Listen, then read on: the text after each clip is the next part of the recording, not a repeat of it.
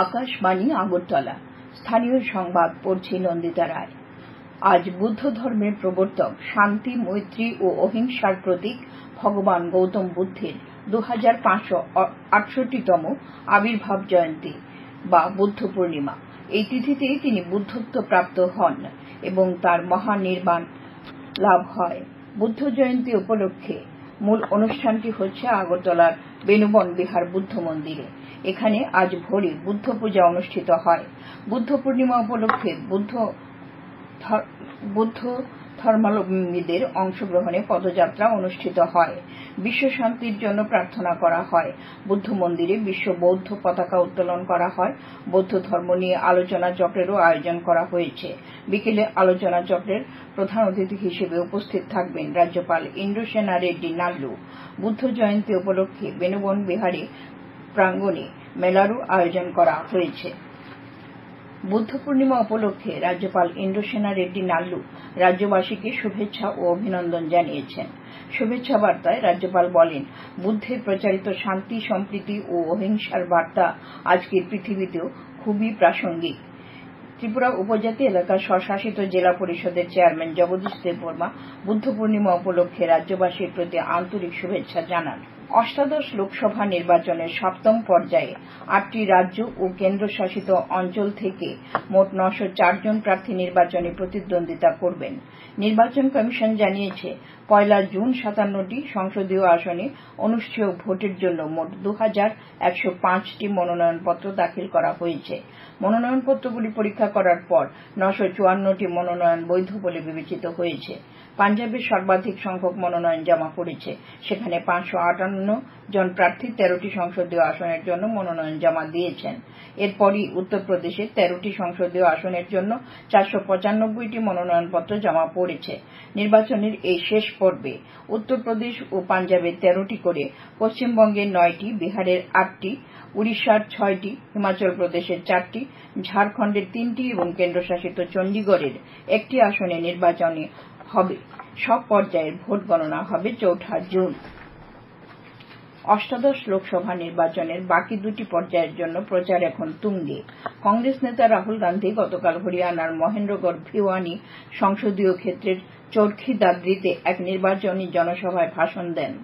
এদিকে ভিওয়ানিতে বিজেপির বরিষ্ঠ নেতা প্রতিরক্ষা মন্ত্রী রাজনাথ সিং এক নির্বাচনী র্যালিতে রাহুল গান্ধীর সমালোচনা করেন। তিনি অবসরপ্রাপ্ত সৈনিকদের বিষয়ে পদক্ষেপ গ্রহণে কংগ্রেসের সমালোচনা করে বলেন, বিজেপি সরকার তাদের কল্যাণে কাজ করেছে। বিজেপি নেতা মুখ্যমন্ত্রী অধ্যাপক ড মানিক সাহা গতকাল কলকাতা যাদবপুর লোকসভা আসনে বিজেপি প্রার্থী ড অনির্বাণ গাঙ্গুলির সমর্থনে রোড শোয়ে অংশ নেন।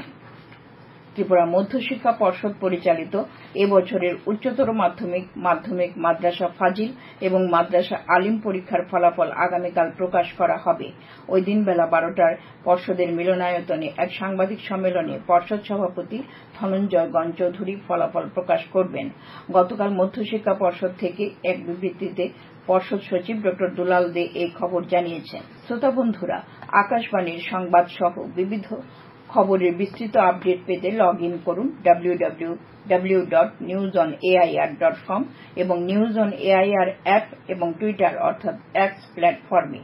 আপডেট পেতে দেখুন আকাশবাণী নিউজ আগরতলা, ফেসবুকে এআইআর নিউজ আগরতলা এবং ইউটিউবে এআইআর নিউজ আগরতলা। রাজ্যপাল ইন্দ্রসেনা রেড্ডি নাল্লু গতকাল উজ্জয়ন্ত প্রাসাদে সরকারি মিউজিয়াম পরিদর্শন করেন। সেখানে আন্তর্জাতিক জাদুঘর দিবস উপলক্ষে আয়োজিত এক সেমিনারে অংশগ্রহণ করেন তিনি। পরে সন্ধ্যায় সেখানে আলো ও ধ্বনি প্রদর্শনী উপভোগ করেন।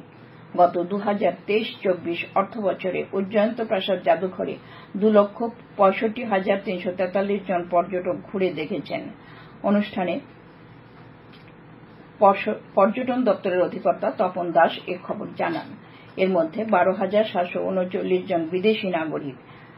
তিনি বলেন, গত অর্থবছরে 2,52,604 জন ভারতীয় পর্যটক উজ্জয়ন্ত প্রাসাদে রাজ্য জাদুঘর পরিদর্শন করেছেন। 2013 সালের 26শে সেপ্টেম্বর উজ্জয়ন্ত প্রাসাদ রাজ্য জাদুঘরে পরিণত করা হয়। সিপিআইএম-এর উদ্যোগে গতকাল লেম্বুছড়ায় কাজু খাদ্যের দাবিতে এক সভার আয়োজন করা হয়।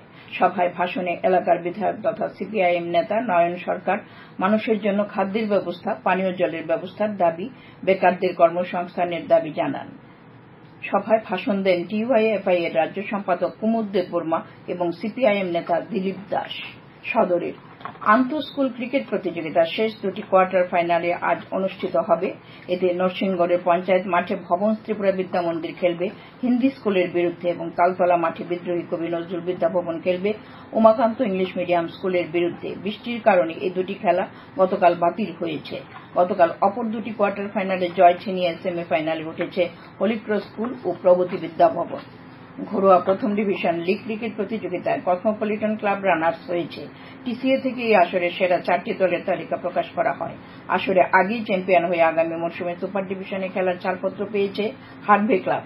তৃতীয় ও চতুর্থ স্থান পায় ফোর স্টার ক্লাব ও চলমান সংঘ। সেরা এই 4টি দলকে প্রথম ডিভিশনের সুপার 4-এর আসরে আগামী 25শে মে থেকে শুরু হবে। আবহাওয়ার খবর। আজ দুপুর পর্যন্ত আবহাওয়ার পূর্বাভাসে জানানো হয়েছে আকাশ আংশিক মেঘাচ্ছন্ন থাকবে। বজ্রবিদ্যুৎ সহ হালকা থেকে মাঝারি ধরনের বৃষ্টিপাত হতে পারে। আগরতলায় আজ ভোরে সর্বনিম্ন তাপমাত্রা ছিল 27.4 ডিগ্রি সেলসিয়াস। দিনের সর্বোচ্চ তাপমাত্রা থাকবে 35 ডিগ্রির কাছাকাছি। বৃষ্টি হয়নি। স্থানীয় সংবাদ এখনকার মতো শেষ হলো।